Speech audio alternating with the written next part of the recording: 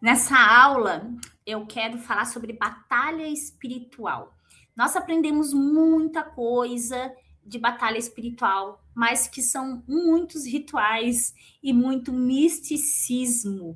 E passamos uma vida ouvindo muita coisa, mas que não condiz com o que está escrito, com o que está na palavra. E eu queria falar, entrar como em Efésios, né? Dar uma introdução.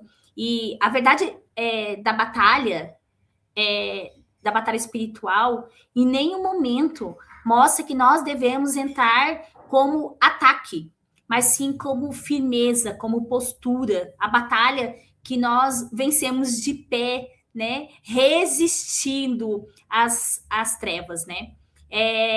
Por muito tempo ouvimos frases que o crente tem que ir para a batalha espiritual, que temos que atacar o inimigo, que nós vamos guerrear no mundo espiritual. Mas quando nós voltamos para a palavra, percebemos que Paulo nunca mandou a igreja atacar o inimigo. Não existe nas armaduras de Efésios 8 nenhum tipo de arma de ataque para que nós possamos golpear o inimigo, ir para campo de guerra para atacar os demônios ou golpear os demônios. Nós não vemos nenhuma referência bíblica. Paulo em Efésios, quando fala das armaduras, em nenhum momento nos dá esse tipo de ensinamento. E Efésios, por exemplo, capítulo 6, 13, fala: ficai firmes, que nós possamos ser resistentes. A batalha espiritual bíblica não é um movimento de ataque, mas é um movimento de resistência contra o mal. A armadura ela é feita de virtudes, elas não são feitas de armas de ataque. Em Efésios 6, 11, 18, eu vou ler para você, abre sua Bíblia aí. Efésios 6, 11, 18. Revestivos de toda a armadura de Deus, para que possais permanecer firmes contra as ciladas do diabo, pois não é contra pessoas de carne e sangue que temos que lutar, mas sim contra principado e potestades, contra o príncipe deste mundo das trevas, contra os exércitos espirituais da maldade nas regiões celestiais. Aí qual é o mandamento que ele faz para a gente ir contra os príncipes desse mundo de trevas e contra os exércitos espirituais da maldade? Por isso, tomai todas as armaduras de Deus. É isso que ele fala, tomai todas as armaduras de Deus.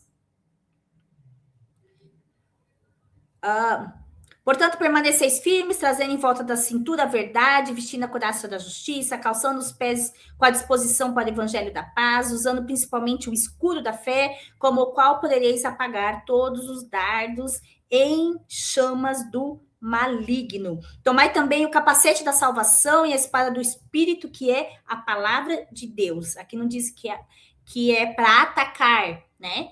E com toda oração e súplica, orando em todo o tempo no Espírito, e para isso mesmo, vigiando com toda perseverança e súplica por todos os santos.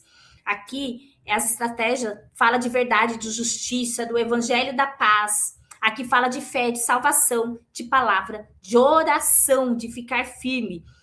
A verdadeira batalha não é o que acontece fora, mas é o que acontece dentro de nós. A luta é para manter a nossa integridade, a nossa fé, a nossa santidade, a verdade, a pureza, a obediência, enquanto o inferno tenta roubar as nossas virtudes. Nós devemos permanecer nelas. Por isso que muitas das vezes Satanás ele nem se assusta com as nossas orações, mas ele se assusta com as nossas mudanças. Ele se assusta com a transformação da nossa mente, a transformação das nossas atitudes, das virtudes, do caráter parecido com o caráter de Deus. Não adianta muitas das vezes usarmos a palavra de Deus como para guerrear e o nosso comportamento denunciar quem nós somos por dentro. A verdadeira batalha espiritual é o que acontece dentro de nós. A verdadeira batalha espiritual está na nossa mente, a nossa mente sendo transformada e mudando as nossas reações e o nosso comportamento sendo parecido com o de Cristo. A batalha espiritual é, antes de tudo, moral, emocional e espiritual dentro da nossa mente e dentro do nosso coração. A palavra luta, ela vem do palê, que é permanecer de pé. No grego, a palavra é usada ali no Efésios 6,12. É uma expressão usada para combater corpo a corpo, onde vence quem permanece de pé. Paulo está dizendo, não é guerra de ataque, é guerra de resistência. Nós temos um problema muito sério de resistência. Nós temos dificuldade, nós encontramos resistência em tudo aquilo que nós vamos fazer. Para permanecer em algo, nós encontramos a resistência. É o maior paralisador do crente, é o maior paralisador do nosso progresso como homens e mulheres de Deus, de perseverar na oração, de perseverar nas nossas mudanças, nas nossas virtudes, na mudança de caráter, na transformação das nossas condutas, é a resistência. O crente, ele não vence avançando contra o inimigo, mas não caindo diante dele. Nós declaramos que os nossos joelhos só se dobram ao Senhor nosso Deus, e muitas das vezes em comportamentos, em momentos de ira, irritabilidade, de defesa, de responder a ofensas, nós estamos nos ajoelhando diante do nosso inimigo. E vence quando nós não cedemos ao território do inimigo, nós não cedemos aos comportamentos e padrões dessa terra, padrões do reino de trevas. Cristo, ele já venceu todos os principados. Efésios 1,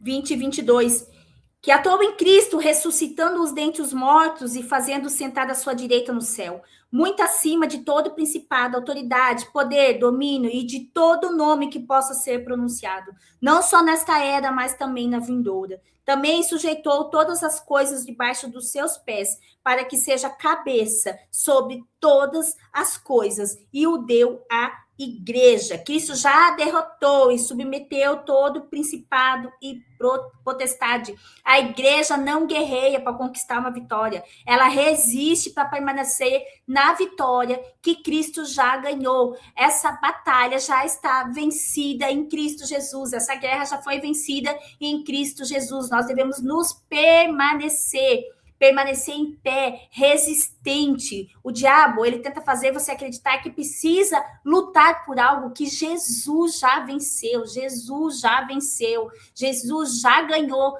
essa guerra. E o inimigo, ele quer te cansar nesse lugar de batalha, de guerra, de orações cansativas. Eu falo que, às vezes, os intercessores vivem tão azedo, como se estivessem chupando limão, sempre com aquela cara azeda.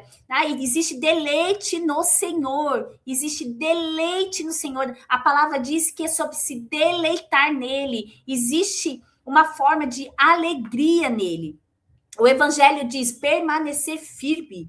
Daniel 10 fala sobre a batalha espiritual de Daniel. E muitos usam Daniel 10 para justificar batalhas espirituais de ataque. Mas o texto diz o contrário. Daniel não batalhou contra os principados.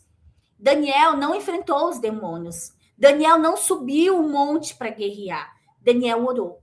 Os anjos guerrearam. É a mesma lógica de Efésios. A oração é firmeza, não é ataque. Como lutamos, então? A batalha espiritual é a prática. A batalha espiritual não é um ritual, não é a nossa vida cotidiana com o Espírito Santo.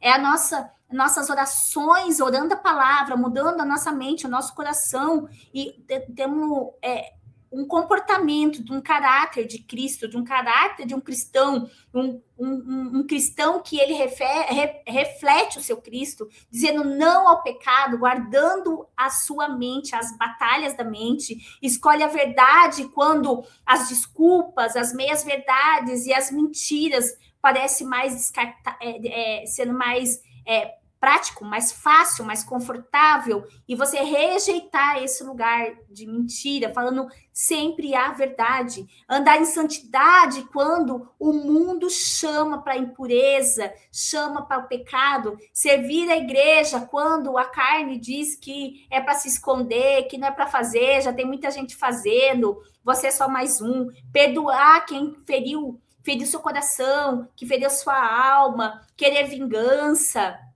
Isso é batalha espiritual, vencer o cansaço, ter a resiliência, vencer a resistência e continuar orando, continuar adorando, continuar perdoando, resistir às mentiras do diabo e permanecer nas verdades em Cristo. A arma é Cristo, a postura é firmeza, a estratégia é resistir às maldades, resistir aos dardos inflamados, resistir às setas da maldade. A vitória é dele, a vitória já foi vencida, né? Essa guerra já foi vencida, nós só temos que permanecer nela.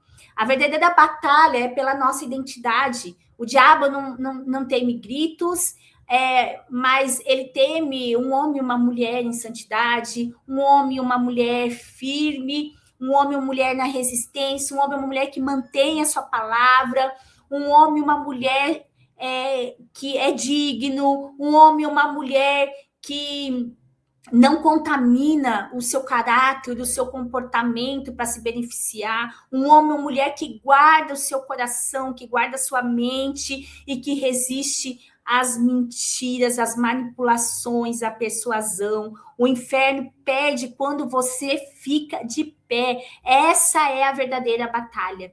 E nós precisamos aplicar uma aplicação profética nessa batalha espiritual. Não tem rito, não tem óleo, não tem armas de ataque, mas é recuperar a sua verdade, recuperar a sua pureza, recuperar o seu coração em Cristo, recuperar a sua prática diária no Senhor, vestir as armaduras que vão te proteger, vão te deixar em pé, que vai parar de lutar errado, sabe? Parar de lutar lutas que não são tuas e lutar como a Bíblia nos ensina. A batalha espiritual, ela é vencida de joelho, com uma mente renovada, uma mente de Cristo e o coração firme. Quando a nossa mente está firme em Cristo, tendo uma mente de Cristo, tendo realmente orações bíblicas, orando a palavra, decretos da palavra. Você não luta para vencer, você luta porque você já venceu em Cristo Jesus. Você já tem uma mente em Cristo e um coração firme. Em Romanos 4,17 diz assim: eu te constituí pai de muitas nações, perante aquele no qual ele creu, a saber do Deus que dá vida aos mortos e chama a existência as coisas que não existem como já existissem.